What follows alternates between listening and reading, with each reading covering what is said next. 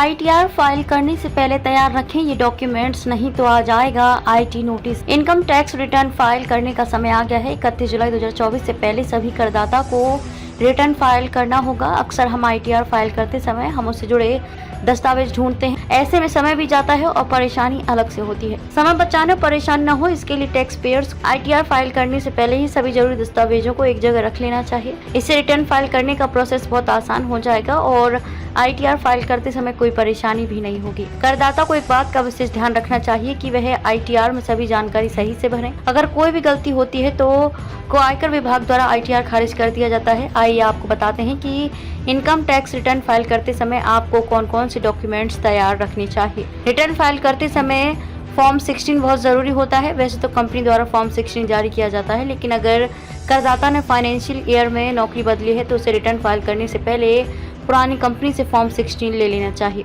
Form 16 में tax payer के income की सभी जानकारी के साथ tax deduction, at source, TDS की डिटेल भी होती है।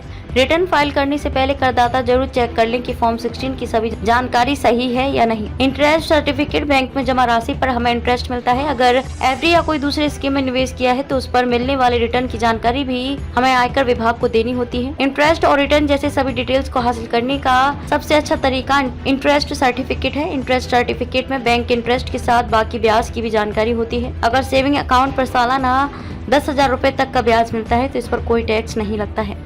कई करदाता जॉब के साथ कई और सोर्स के भी इनकम कमाते हैं। इनकम के लिए वो कई जगह जैसे म्यूचुअल फंड या शेयर मार्केट आदि में निवेश करते हैं। इन निवेश की भी जानकारी आयकर विभाग को देनी होती है। ITR फाइल करते समय करदाता को बताना होता है कि उसने कहां निवेश किया है और वहां से उसे कितना लाभ मिला है। अगर करदाता को निवेश के जरिए कैपिटल गेन मिलता है तो ITR में इसकी डिटेल्स भी देनी होती है।